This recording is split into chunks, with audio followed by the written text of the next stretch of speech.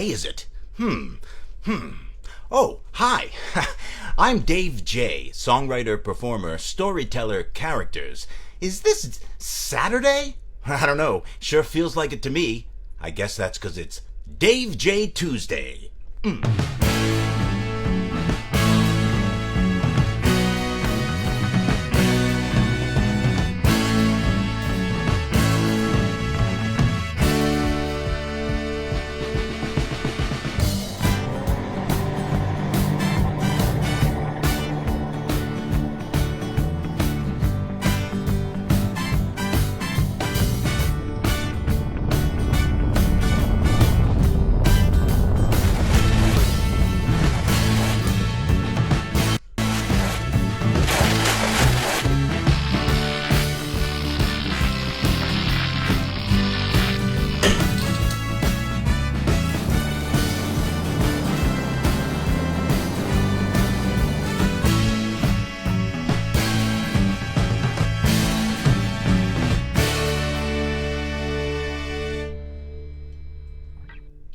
Hey everybody, how are you today? It is Tuesday, that's right, so we're back here on Facebook Live to present to you yet another show. Please let me know how you're doing and who you are and where you are and what it is you're up to. What is it you're up to? Just let us all know in the commenter section below, as I like to call it. And we've got quite a show planned, so I'm very excited. I'm going to get right into it. Plenty to share. But I would be remiss if I didn't begin the show by wishing my lovely mom a happy birthday. That's right. Would you help me in the commenter section below, even to your computer screen or your device screen? Just let my mom know that you're thinking of her just as I am. Of course, her birthday was yesterday, but we helped her celebrate via telephone. We're several states apart, and while we tried to help her celebrate the best we could, I whipped up a COVID vaccine there in the secret lab that I've gotten. Hopefully that gift will do the trick. But until then, I guess the best I can do is why I can wish you a happy birthday via song. Happy birthday to you. Happy birthday to you. Happy birthday, dear Mom. Happy birthday to you. Many more. All right, a little music just to kick off the beginning of the show and to wish Mom a happy birthday. And, look, I'm sure many of you feel this way about your parents, but my mom rocks. That's right. And that's why the way we're going to start the show tonight is with a Throwback Tuesday.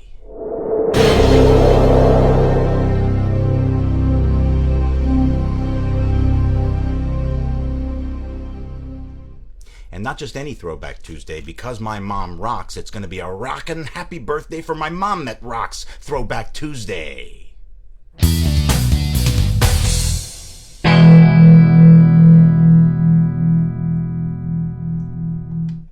So, when I was a teenager, I didn't get out much. Especially junior high school, even high school. Let's face it, I led a sheltered existence. But that gave me plenty of time to create fun stuff, like a birthday card for my mom. In those days, I read a lot of Circus magazine, and so I just happened to have here for the Throwback Tuesday a card I made for my mother, probably when I was about in junior high school or so. I'd like to share it right now just with you folks and with Mom, just as a fun reminder of how much time I had on my hands. Okay, here it is. Oh, look at that. That's what I just showed you. There you go. Rockers everywhere. That's right. Rockers everywhere would like to wish Mrs. Thelma Gerstein, I was very formal in those days, a happy birthday. Oh, look who we have. Happy birthday, Thelma, says Kevin Dubrow and Quiet Riot. Yes, they were on a first-name basis. Mom and the Spandexed Band, as I like to call them. Oh, look at that. This solo's for you, Thel. Apparently they had nicknames for each other as well. This coming from Phil Collin, the lead guitarist of Def Leppard. That's right. My dad and I went and saw Def Leppard in concert. They opened for Billy Squier. Remember that, Dad? My dad was thrilled that Joey Frieda suddenly couldn't make it last minute. Let's get back to... Ooh, we've already got a caller. Let's see who we've got. It's Mom and Dad. Yes, hello. Is everything okay? No. Yeah, everything's going here. Do you know that you're frozen? No, I didn't know that it was frozen. Everything just sort of keep going on my end. It's frozen on your end? And it's not. It's frozen at 6 minutes. Huh. Oh. So I don't know anybody else because there's nobody in the commentary. Did you see my comment from Mom? Yes. Thank you, love, Mom. Yes. But everything was frozen when I sent it. Oh, well, It was to you.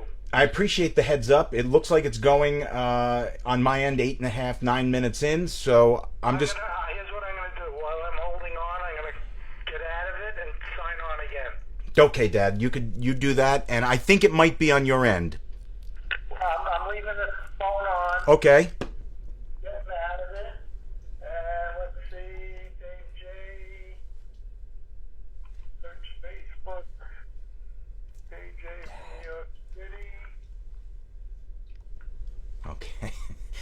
We interrupt this happy birthday message from 1982 or so for a technical issue with Dad's computer, and we're going to see if we can't rectify the problem on the phone, on the fly, as we say in the business, and see what we can do. Dad, is it all right now? Of course, I guess this is a message for Mom, so we should sort of put things on hold. I'll tell you what I'll do is I'll do a little waiting music while we're waiting. In fact, I wrote a song for just such an occasion. It's called While We're Waiting.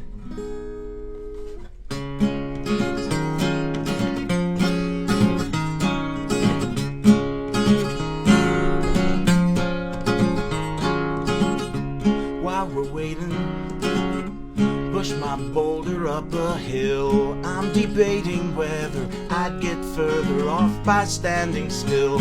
While we're waiting for acknowledgement from anyone, some needed more than you and didn't get enough when they were young.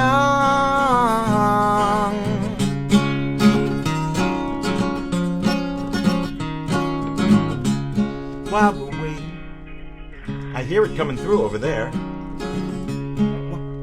I'm signed on again and you're on. Okay, well, I guess I'll just finish up this song and we'll continue with the show. While we're waiting... All right, I'm going to hang up, Dad, okay? Because it's feeding back a little bit. Bye. Love you. Okay. I'm going to go back to my other screen because we're going to see what we can do with that. This was an unexpected turn. That's what happens in live. And Jade Moade is here. Is that the correct pronunciation, Jade? Welcome, my friend. Jade is a fellow artist that I know from the Damo Keys community. Jade, let us know where you are and how you're doing in the commenter section below, and how to correctly pronounce your last name. I always say Jade Moade, like Steve Naive from Elvis Costello. I should finish the song though, right? Because I started it. Second verse. While we're waiting, take my time, I take yours too. For all the words I speak, I never feel as though I'm getting through. While we're waiting for a lesson about less is more, I'm guessing it's calamity and danger you adore. One window closing can still open doors.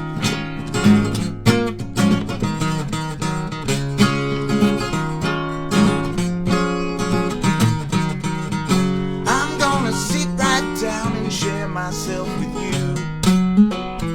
I'm gonna show you who I am, really am. Gonna listen till my face is blue.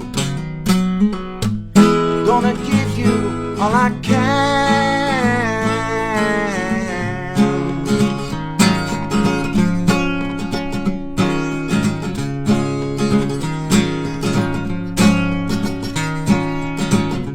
While we're waiting, tell you what I'm gonna do. Gonna sit right here and stand in line with you and you and you. And while we're waiting, I glance lots around, there's lots to see. I take it all in as wonder what's in front of me as future turns to history, and I figure out how much more I can be. Yeah. That's for you too, Mom. But continuing on with the big birthday message, before we had the technical issues, at least on Mom and Dad's end, and why we couldn't continue with the big birthday message with such a technical problem. So we're going to continue on now. Where were we? Oh yes, Phil Cullen from Def Leppard had just played a solo for Mom, and then you got the classic Led Zeppelin over there. Are you kidding? Robert Plant is there, and he's saying, come on, everybody, let's wish Mrs. Gerstein many, many more. Yes. Next page, we got the great Rob Halford from Judas Priest singing along with his bandmate, Happy Birthday, dear Thelma. You can tell because I put the musical notes, and it's obviously sharp in that one, but yet in the next frame, if you follow the arrow up to Pete Townsend from The Who, and my dad would say, the what? I'd say The Who. He'd say, the what? We were like Abbott and Costello, me and my dad. He says, Happy Birthday to you, suddenly flat. And then, more flat and sharp notes from Simon Le Bon from Duran Duran, and many more. Yes, and then on the last page, shoot, says Billy Squire, I forgot about Mrs. Gerstein's birthday. You see, they were not on a first-name basis. No. That's right, Billy Squire says this, and then, hey, yo, happy birthday, man, says Ferdinando Van Aro or someone like that from Crocus. Yes, Crocus. That's right. Mom would just never stop playing Crocus around the house. It was quite an upbringing. Yes, that's right. And then, oh my goodness, who's that in the bottom of the... Oh my goodness, is that... Oh yeah, that's me. Look at that. I say, I hope you enjoyed reading this card. Happy birthday. Love always. Dave, that's me. Okay. Well, I hope you enjoyed the birthday greetings. And tell you what, all those clips were no question from Circus Magazine. Whenever Mom and I would go to ShopRite together, I'd get the Circus Magazine. That was the reading material of my choice in those days. And how are you folks doing? You still with me? You still following along? Jade, is it Jade Moade? I'm not sure if I ever... Let me see if I can scroll up. No new comments there. Well, we'll continue on. As I say, I have a lots planned. Cheers, Mom. Here's to you. Okay, when I think of my teenage years, I think a lot about how I would, I was kind of a shut-in a little bit, especially on the weekends. On the weekends, I would spend Friday nights eating a big bag of Doritos and watching Dukes of Hazzard. But Saturday night, I would spend watching, of course, among other things, Saturday Night Live. Are you kidding? Saturday Night Live. And it had perhaps the best season ever in my teenage years, I dare say, because it had the dream team. It had your Christopher Guest, your Billy Crystal, your Martin Short, your Harry... Was Harry Shearer on that one? I'm not sure he was. Maybe he wasn't even part of that. He was certainly part of the fifth season, which was 1980, 79-80. But this Billy Crystal season had a huge impact on me, and as I found out later, some fellow collegians, like Dan DeVito there, Danny, he goes by, Danny DeVito, the tall, skinny one, not the short, squat one. Yeah, just to clarify, he now goes by Danny Vermont, probably because of such things as union cards and things of that nature, but he works for Bill Maher. Great guy. Haven't spoken with him in decades, but hope to again someday. He's like a big brother to me, and I will always cherish those memories. In fact, he ties in just a little bit to the stories I'm going to tell you, because Saturday Night Live, as I noted, was such a huge influence on me that... I'm seeing something. Oh, well, yes. I didn't want to go to college. That's what I noted on my sheet here. You see that? In fact, I wanted to show you. I showed you in a brief shot before. This is camera 3. Look at that. Now you can see my setup here. Got the lights and the mic, and here's my switcher, and here's my monitor right there, as you can see. And anyway, I always wanted to make it in showbiz, and I said, I can't go to college. I gotta go do comedy and music and showbiz. That's what I want. But my parents said, no, you must have that piece of paper. So as soon as I got to Ithaca College, I said, there must be a comedy outlet here, and I found the likes, as I aforementioned, Danny DeVito and Mike Sauter, and these guys were running a comedy show called The Nothing Special. Sure, if you want.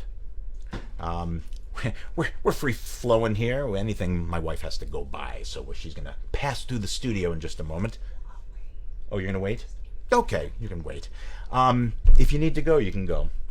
All right. So in any case, but as soon as I got to college, I found out about this thing called an internship, where you could go to like, a show or a place that's in your field, and you can get college credits to spend time and learn and help out and all these. You know what an internship is. They've become mainstay, commonplace, whatever you want to say at this point. That's funny. Crossing the border from Mexico to the United States, my wife. Okay, thank you. So to speak. So anyway, but the professor, Frank Tomasulo, who was a film professor there, beloved, had said with his Mickey Mouse-esque voice, you can't have an internship as a freshman because, you've got to be at least a junior. So I had to bide my time. And in that time, you know what I discovered? Because I knew my internship either had to be at Letterman, which I'd been watching since the early days of the late night show. Stephen Glicksman, my childhood best friend, was actually watching the morning show before me. I'm very jealous, but not really, because the night show was really the one, right? Yeah. Anyway, in the time between my freshman and junior year, I discovered in the film school there was a kid named Tom Wilson. And Tom Wilson's dad was Davy Wilson, and Davy Wilson was the director from Saturday Night Live back in the day, in the original years, 1975 through 1980. And when I found this out, I'm like, oh my God, do you have an in there? He goes, oh yeah, my brother is a receptionist. He's a production assistant at the show. I'll contact him. I'll find out how to get an internship. Yes, So then I found out I had to write a letter and then send a resume. I didn't know how to make that. My mom on the typewriter. He says, oh, hi, wife. Jade. Yeah, that's Kumi? Jade Kumi. Okay, she's over there now. This has been some show, huh? So, yes. So I sent the letter. I sent the resume. I got a call back. I went on an interview. Now, I have to point out there's a book that's very, very important and figures in here. When I got on this sketch comedy show, The Nothing Special, there was a book that we treated like a Bible, and it was this book right here. That's right, Saturday Night. The backstage history of Saturday Night Live. I happen to have a copy right here. That's right, or we can show camera number 2 right there. Yeah. So anyway, this book really told the story of the first 7 years or 8 years or so. So the first 5, the main cast and crew, the writers and so forth. And then, and some of them were still there when I went on my internship. And then those afterwards. So, like not Billy Crystal, actually. It was Joe Piscopo and Eddie Murphy and Charles Rocket. There's a whole thing about him dropping the F-bomb on the show. It caused quite a stir in those days. Now it would be lauded. But in any case, so I get this internship. I go for the interview over Thanksgiving break, and I go on the internship. I get the internship that December, and then before you know it, January. Now, I have to say, during this interview, I'm so excited because here I am entering, like, the Parthenon. I'm entering the golden, palace. This is where the magic happened. And I felt that way all through the internship, by the way. It was fantastic. And I guess that what that brings us to is the main segment of the evening, as you've come to know if you've been watching every episode, and that's called the Tuesday Tale. Here it is.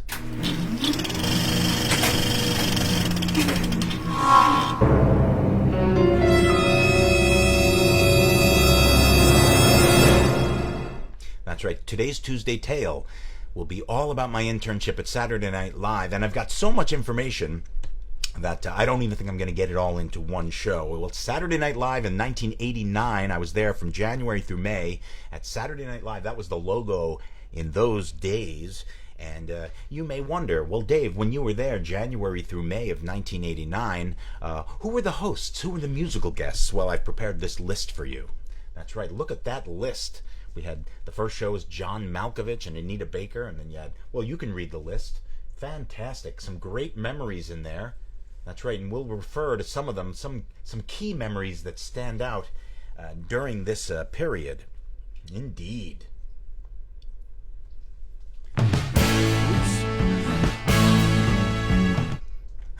You've already seen that.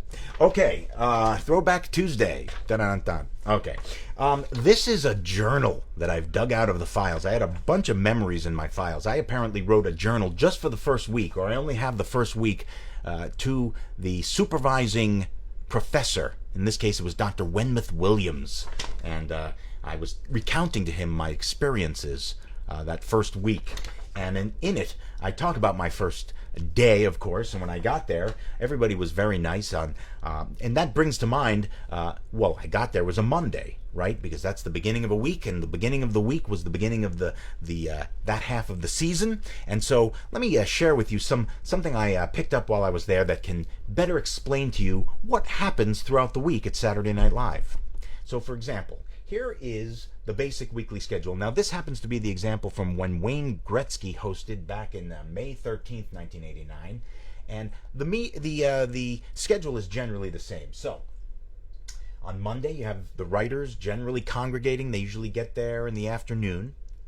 And the writers start on the first drafts of scripts, and then you have Tuesday down at the bottom of this page, and the writers continue working, and Wayne meets with the photographer. In that case, it was Edie Baskin. She'd been there since the beginning of the show. And then Wayne meets with the writers. Now, I know that sometimes the host would come in on Monday and meet with Lorne, but as I recall, but officially, there you go. And then on Wednesday, that was the big day, because writers would pull all-nighters on Tuesday night. It was an established thing from the early days, because I really had to get that material in to the production assistants by noon on Wednesday so they could type up whatever had been written to that point, because at 3 o'clock there was a read-through, and the entire cast and crew were there. Everybody, you can see it written there. And then by 5 o'clock, they'd finish this meeting, and the costume designers would meet, and then the host would meet with Lorne, and Paul was the director. This was it Paul Davis, I want to say, or Paul, I forget. And APD is Audrey Pert Dickman, the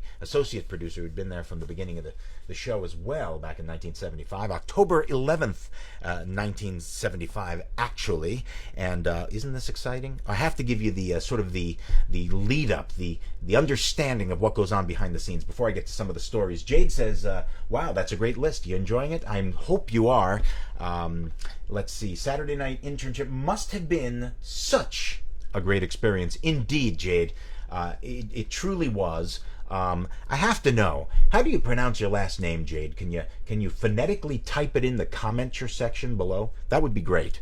We'll get to it, I promise. Let's continue on, because Thursday, they'd load in the band and the equipment, and they would do an audio balance and an equipment setup. That's what an ESU is. And they would start blocking for the band who would play. And that week it was the Fine Young Cannibals. She drives me crazy. Hoo, hoo. Remember that? That's how the guy sang. I came up to him afterwards. I said, my goodness, that song is fantastic. He said, thank you very much. No, he didn't. Okay. Anyway, continuing on with the list. Where were we? Were we here? That's oh goodness, Thursday. Yes, very busy. They blocked the sketches with the camera. I know that was 5 o'clock to 8 o'clock on Thursdays there after the union meal break, and I know this was a tedious part of the day, week for the cast, where they'd start getting a little punchy, and especially on Friday as well, where they would continue blocking sketches for the cameras and have their union break and so forth. And then they'd start including in the afternoon and the evening the costumes and the wigs and the fittings and so forth. Till finally, that's Friday. And then Saturday, they would, basically Saturday for me. Now, I should tell you a little about what I do. Saturday night, though, let me just show you this.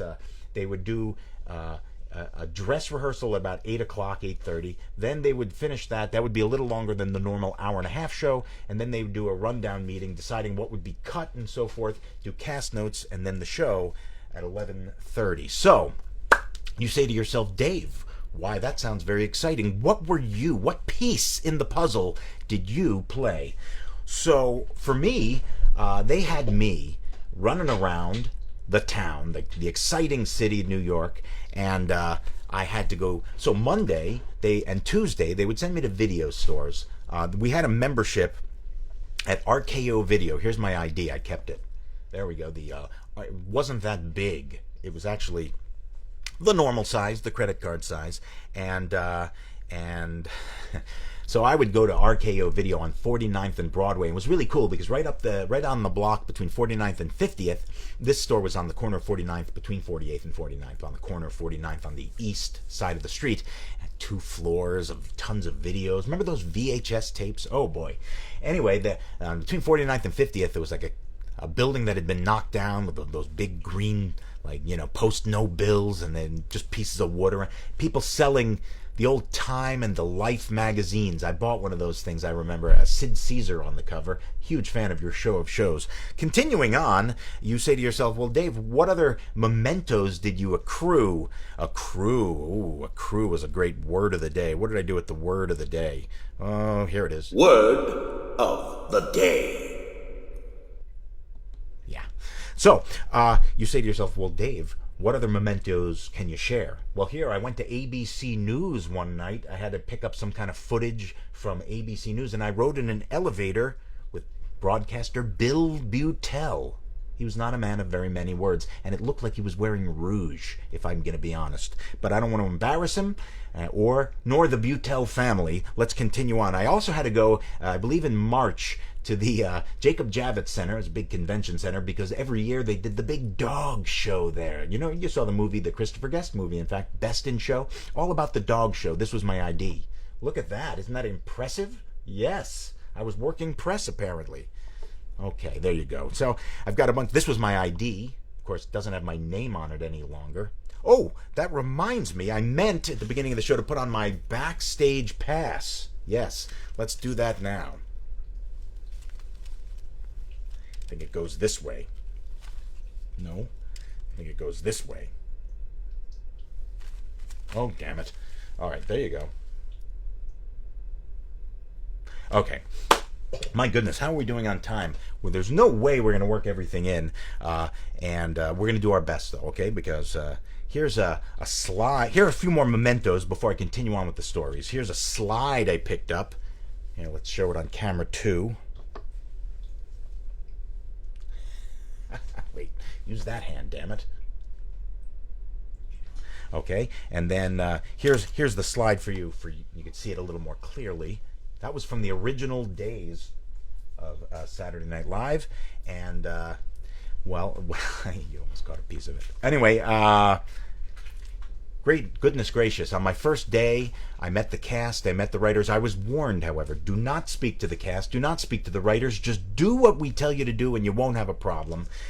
Who were the cast members, you say? Well, cast members were John Lovitz and Phil Hartman and Dana Carvey, Nora Dunn, Jan Hooks, Victoria Jackson, Dennis Miller with the Weekend Update. Mike Myers was a featured player who had the same first day as yours truly. That's right. And it's funny, funny memory is there was a writer there named A. Whitney Brown. He was also a featured player. Did a lot of Weekend Update stuff.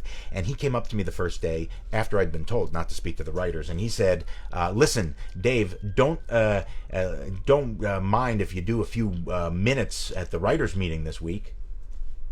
I said, do a few minutes at the writers' meeting? He said, yeah. Matter of fact, you can even do a few minutes on the show.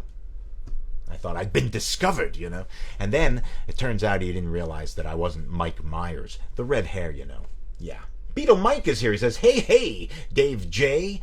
And all here, yeah. And Adam Slavitt is here too. He and I both sulking from the Jets' calamity that's been occurring all decade. That's right. Continuing on this season. Let me take a drink at that. Oh, Jade says it's Mady. Is that right? Did I read that correctly? Let me get my glasses on. Mady. Mayday. Jade Mady. Jade Mady. I like that. It has a certain pop, a certain ring, a certain snap. Let me snap to myself and continue on. I've got so much planned. I don't know where to continue. Okay, let's continue on with the fact. Oh, I left out a very important fact, and I wanted to throw this in because I'd mentioned Danny DeVito, my friend from Ithaca College, who had been a sort of mentor, big brother. He's 4 years older than me, or so. And when I got my internship at SNL, he found out and he sent me in the mail, unexpected, a choral recording of Buddy Holly's Every Day. That's right. He sent me Every Day in the mail, and Choral was the record label, and it was such a thrill because he knew that I used to think I was Buddy Holly in a former life. There's a whole other story with that, with Barry the K, my buddy from college and high school. It's for another show, of course. Let me continue on. I swear I've fallen way behind. You kidding? Oh, Beetle Mike, how are you, buddy? Adam, how are you doing? He says, you are showbiz. Well, that's all I can say to that. I've got to continue on because I'm falling behind. Let me get to some of the segments that I have planned. For example, well, when I would go out on these errands, running all these errands, boy, before I get to the errands, I've got to tell you a couple of great stories about my interactions with some of the staff and the cast and the writers. I'm going to tell you a few before I get to it. Let me see. I told you A. Whitney Brown, and he continued that joke with me throughout the rest of the season. Hey, you come up with that comedy stuff yet we're going to do on the show? Anyway. And then Dana Carvey. First week I was there, maybe the first or second day, we both happened to be walking down the hall at the same time in the same place, and we were both going to the men's room. The only thing down this particular hall was a men's room. We're suddenly side by side at the urinals. That's right. That's right. Me and here I am, and then there's Dana Carvey to my right. Now, I am not in the custom of having a conversation while I'm at the urinal. I will tell you that. But when Dana Carvey asks you a question, well, you know, the polite thing to do would be to answer the question. That's how I was raised, and I'll stand by it. So Dana Carvey says, so what are you studying? I said, TV radio, with an emphasis on script writing. He goes, oh, I studied TV radio at San Francisco State. So I felt compelled to ask him a question. I said, hey, let me ask you, Dana, when you're at the toilet here in the bathroom here on the 17th floor of 30 Rock, we called it, I said, does it ever occur to you that John Belushi used this very toilet? And he paused a moment and he goes, yes, I have thought that. So I love that. Anyway, what else? Phil Hartman. That guy was a gem.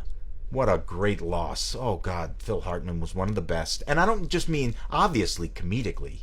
Truly, one of the most gifted of the generation and ever. That guy was a one of a kind. So, his office was right near where my boss had his desk in this sort of open area that I would sometimes sit at my boss's desk while my boss wasn't there. So one day Phil Hartman's going to his office and he sees me at the desk and he just suddenly gets into this character, this paternalistic character who with the gruff voice, you know the gruff voice that he would do, and he'd go, hey, kid, I see what you're doing there. And suddenly I started scrambling here. I'm going to show you on camera 3. I started scrambling. Drop my stuff. That's what comedy needs. You just go with comedy. If the paper falls, you go with it, damn it. All right, Danny DeVito taught me that. Anyway, so Phil Hartman was great. And then one time I had to bring a phone message over to Phil Hartman's office, and he was on the phone. So he said, you know, he was like this. He was like, so I come into his office, and on the back wall, like here's the door, but then there's a wall. And by the wall, if you walk in and around, you see there's a bulletin board filled with 3x5 index cards, and I started reading them, and they said things like, Navin goes to ice cream shop, or things like that. And I said to myself, Navin? The only time I ever heard the name Navin before was Navin Johnson, of course, the Steve Martin character in The Jerk. And then when he got off the phone, I, of course, gave him the message. I said, listen, I'm sorry, I know it's none of my business, but if you don't mind me asking, Navin Johnson? He goes, oh yeah, well, Steve and I are working on a sequel to The Jerk. Oh, little inside baseball. Yeah. Never happened, apparently, for whatever reason, but cool to imagine that it could have happened. You understand, Hollywood is like that. Hollywood land. Things come afoot and they just don't happen, right? So, let's continue on. There's probably more stories I can tell you. I'm sure there's more I've left out. My papers are everywhere now. I've done the shtick. Let's see here. Did I do everything on this page? I haven't even mentioned my dear pal Tom Schiller, who, of all the people I met at Saturday Night Live, and I haven't mentioned Mike Shoemaker, so I've got to get to Mike Shoemaker. Of course, my boss was Mike Shoemaker. There he is. in later years, but there he was. He had been a CBS News guy, as I recall, and Mike Shoemaker was a great, great boss, and he's gone on to produce, I believe it was Late Night with Jimmy Fallon, and now currently, if I'm not mistaken, Late Night with, who's that fella? That fella who does it? Stewart something? I don't know. I don't remember his name. You could tell me in the comments section below. Adam Slavin says, Kumi is very stealth. You caught that, did you? Yes. I love it. We had worked out a whole thing, like I had created a whole please stand by video if she needed to go by, and then the problem was the please stand by video malfunctioned right before air, so I couldn't use it. I have to re-edit it or some problem. You know, technicalities. What can I tell you? I hope you're enjoying this. Goodness gracious, I'm all over the place. There's so much stuff to pull together. I really didn't hasten to do this material tonight because there's so much. I could literally do 4 shows. So, trying to condense it down, but we're going to continue on with the best ones. Tom Schiller. I don't have a picture handy at the moment. This guy was the first writer hired for the original Saturday Night Lives in 1975. Lorne Michaels, the producer and creator of Saturday Night Live, had worked with Tom's dad. Tom's dad had written for I Love Lucy and other shows. Was like a legend. And Tom is a legend. Anybody who knows Tom Schiller knows that Tom Schiller is a legend. And, or as my mentor and friend Damian Keyes would say with his British accent, legend, legend. He's a legend, Raw. I love it. I can't do his voice. Anyway, I can't even do his accent. Another writer that I met along the way is Jack Handy. Oh, look at that. He's the guy who wrote Toonces, The Cat Who Could Drive a Car, which happened that season I was there. And he, at that point, now this is, I don't know if this is from when he was there or not. It's hard for me to tell. Although the cards behind him suggest it might have been, because his office was right next to Phil Hartman's, as I recall. And Jack was always hanging out, and he was kind of a low-key dude. He had been from Colorado, I don't know from where else. Actually, he was 40 years old at that point during my internship. I was a 20-year-old. So he was kind of laid back, and he would talk to me, and he was totally cool. In fact, he gave me these great things. These are collector's items, I believe. Army Man. That's right.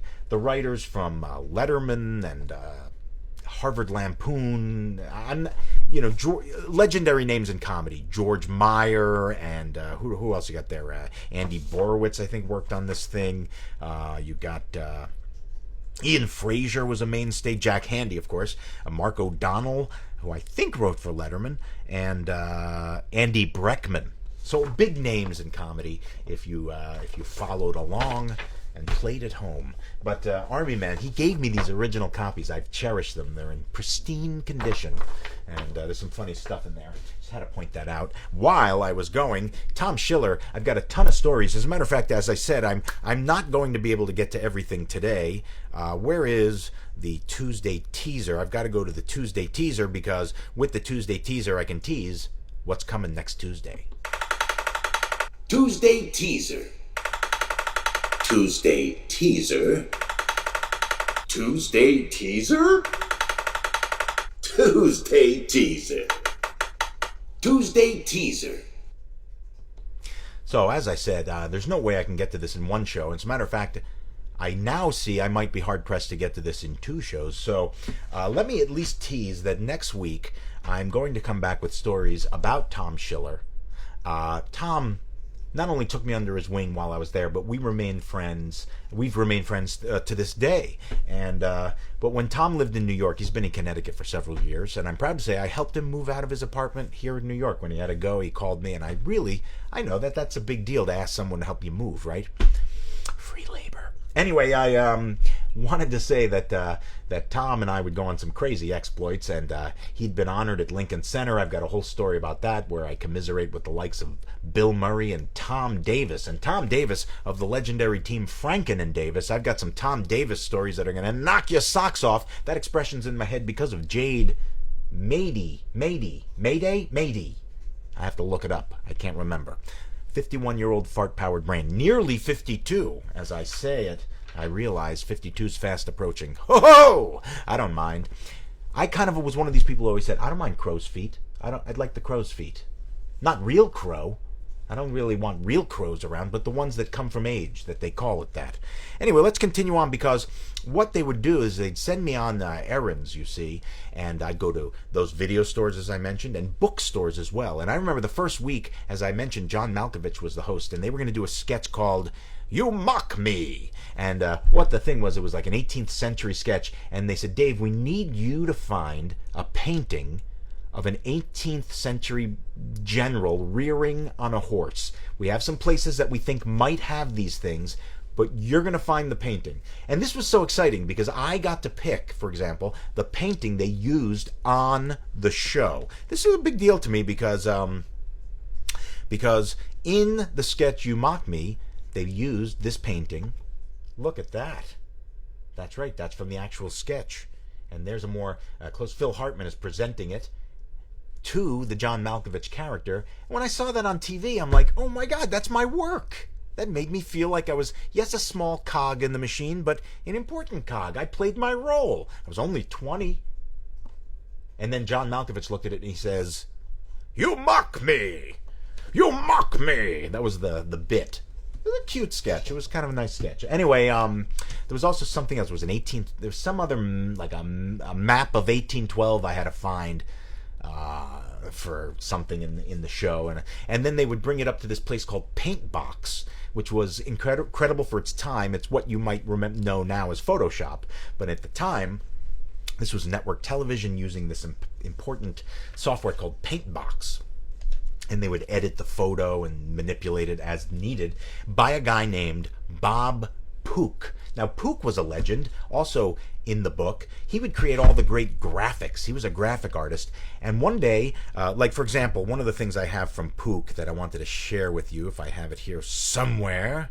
Where is it? Oh, let me go back here. This image he took, he gave it to me. It was of Mike Myers as Dieter from Sprockets. And he used that and he threw it in Paintbox and obviously turned it into a graphic, for example, right? Okay, well, Bob Pook, I'm in his office. I would go to his office, which was really cool because it was on the second floor, over on the Letterman wing, which really wasn't called the Letterman wing, but there were different, 30 Rock is an expansive building, and expansive word of the day. Word of the day. Anyway, what was really cool is back in 1985, my cousin, Jack Spector, who had been an MCA good guy, which was a big deal in the 60s, helped break I Want to Hold Your Hand by the Beatles here in New York City. Well, by the 1980s, he had a sports show right after Howard Stern on WNBC AM radio, and it was on the second floor, right down the hall from Bob Pook's office. So when they would send me to Pook, by this point in 1989, NBC had gone belly up. It had become WFAN.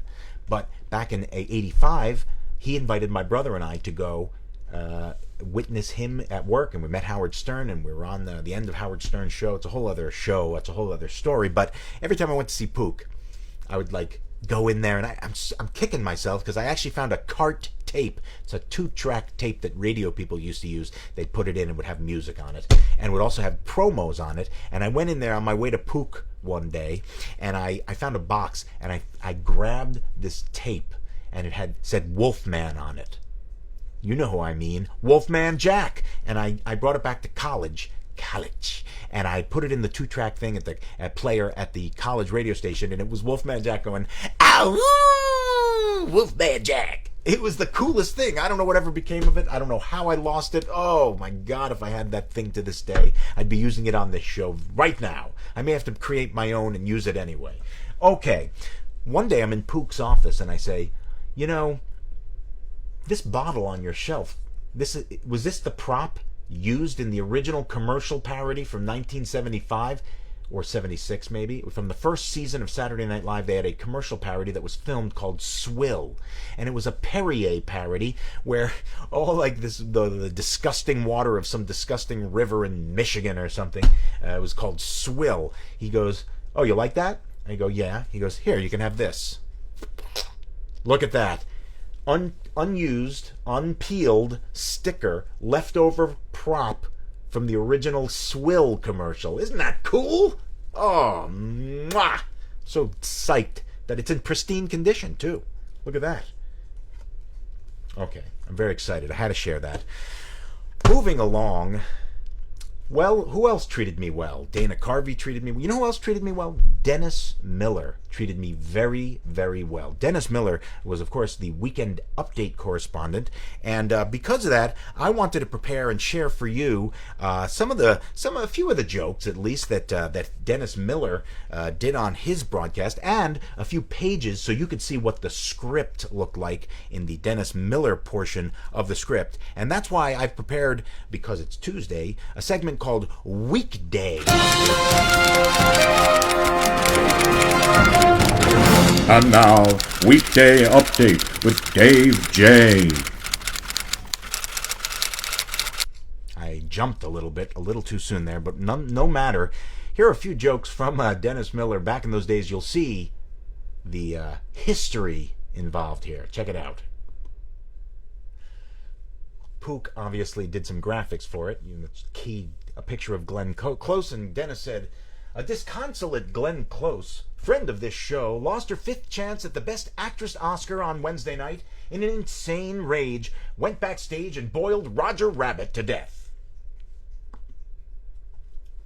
Image of Cory Aquino. Philippine President Cory Aquino changed her first name this week because too many horrible kid actors in Hollywood are already using it. Bum. Tonight's the night we go to daylight savings time, so move the expiration date on your condom ahead 1 hour. Guess what, folks? That's the news, and I am out of here.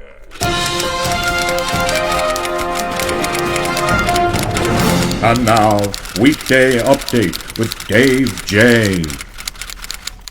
That was the Weekday Update that was, as they used to say on some old show from the golden age of television. How are you guys doing? I know I've checked periodically your comments, but of course it's time to see what you wrote.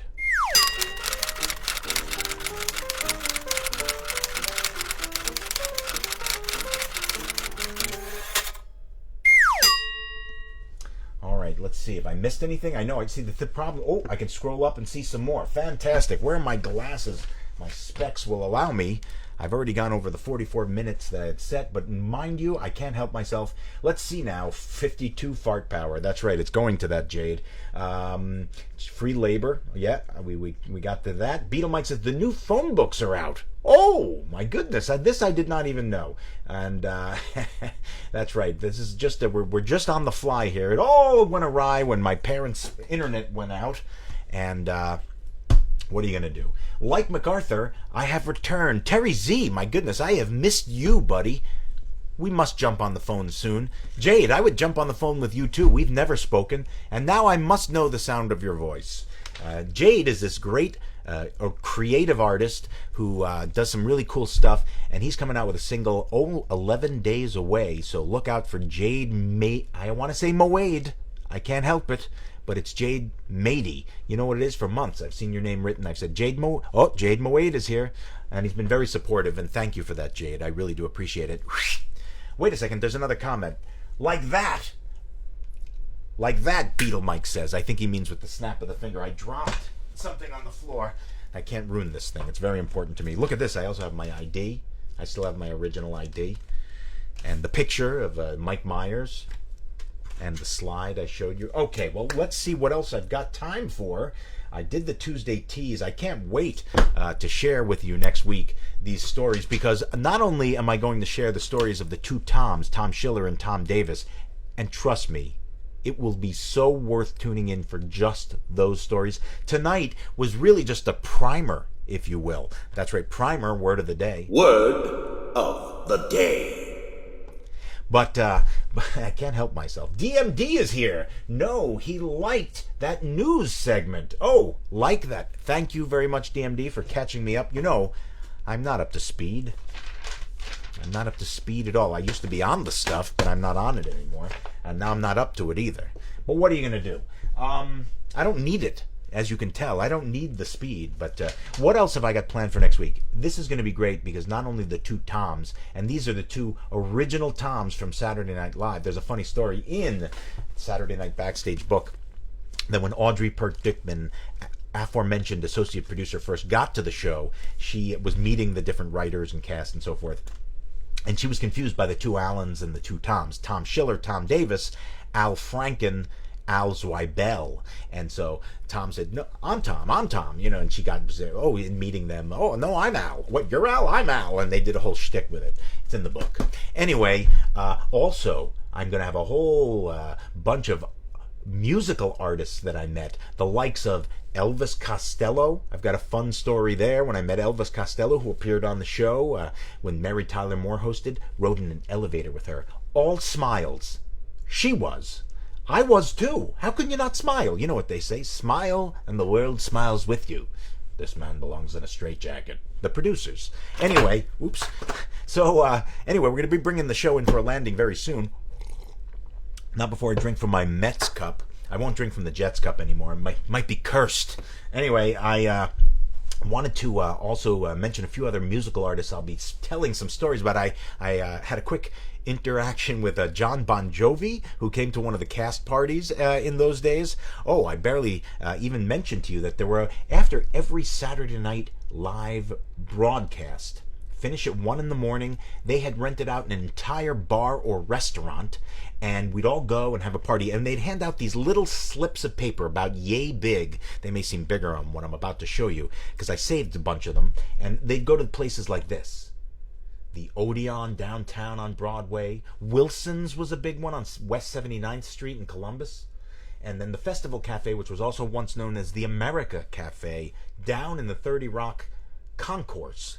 And that's where the final cast party of the season was, as I recall, as well. And these were great experiences. That's where I met Elvis Costello. It was a great time there. And a whole bunch of other great meetings and stories. I made note of some of them. Let's see. Okay, well, I guess it's about that time of the show where, if I haven't, where is my, here, see what I do, I prepare for every show a little rundown of how I'm going to do the show, and you got to be as organized as possible. Of course, when things happen live, there's no way to account. So, all right, I guess that's just about it for today. And so what I'm going to do, as I've begun to do, is to share with you my Jablamo Pop Music Song of the Week.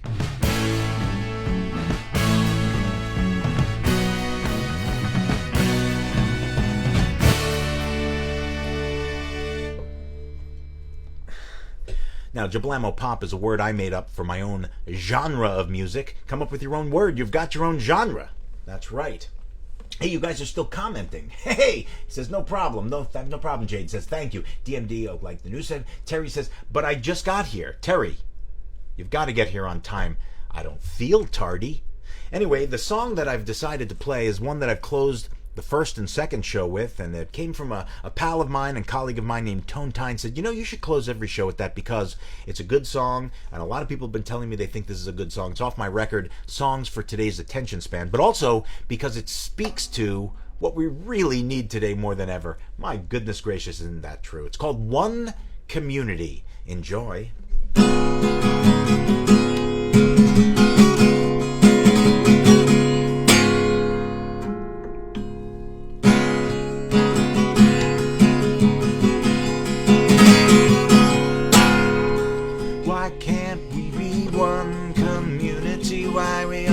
In three. Why can't we be one community? I'm talking about you and me. Put down your dukes and pick up the pieces of your life. Put down the nukes and the gun, rope, tongue, missile, bullet, knife.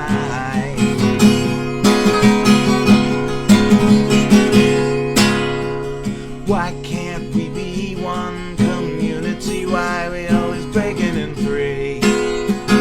Why can't we be one community? I'm talking about you and me.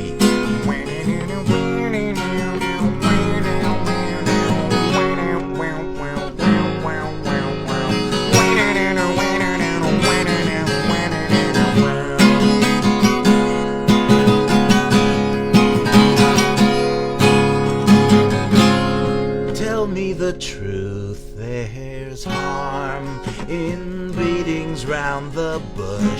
Don't turn me to sleuth, cause I detect bullshit when shove comes to push.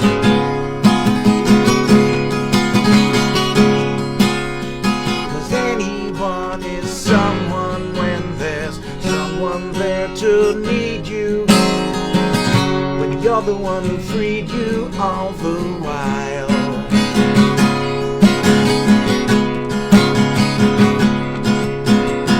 Why can't we be one community? Why can't we be one community? Why can't we be one community? One community.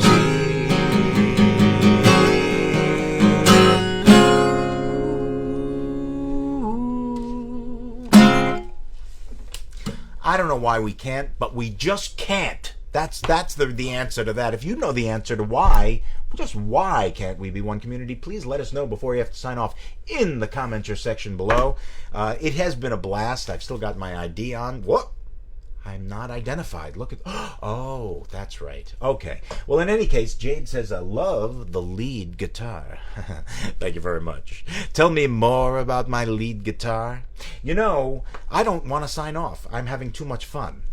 But I've prepared stuff for next week, so I'm afraid it's probably a good idea. Let me just take a look here at my control panel and see if there's anything I haven't shared that should be shared. I do have another story I could tell. Should I tell you the story? Do I have time? Yeah, I think I'll tell it. No, save it.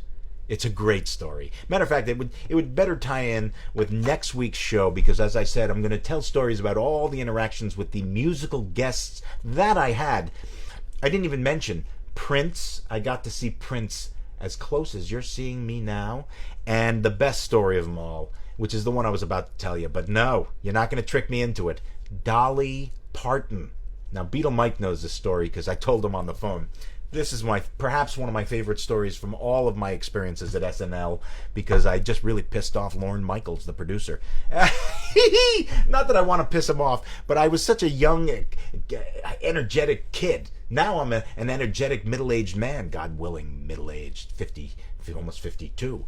That's right. I don't want to sign off, but I'm going to because it's time to do so. We're going to bring the plane in for a landing, and we're going to go to our goodbye segment of the evening. And therefore, I'm going to say to you, thank you very, very much for tuning in. I would really appreciate it if you let me know, whether in the commenter section below, which I will check after the broadcast as well, or just interpersonally. Send me an instant message or an email or a telephone call or a carrier pigeon, your choice, and let me know what you think of the broadcast. Are there ways that you'd like to see it improved? Are there ways that you'd like to see it destroyed? Yes, let me know those too, because I'm very self-destructive. I'll find ways to do it without your help, but with your help, why, you and I, we put our minds together, there's nothing we can't do to destroy this program. Anyway, next week, more SNL and other unexpected surprise features. And with that in mind, I thank you so much for tuning in. I enjoy doing this to no end, because I can't stop. That's why. And I love it, and I love you guys, and thank you for chiming in, for tuning in. Have a great week, and I'll see you next week. Here are the closing credits to end the whole shebang. Enjoy.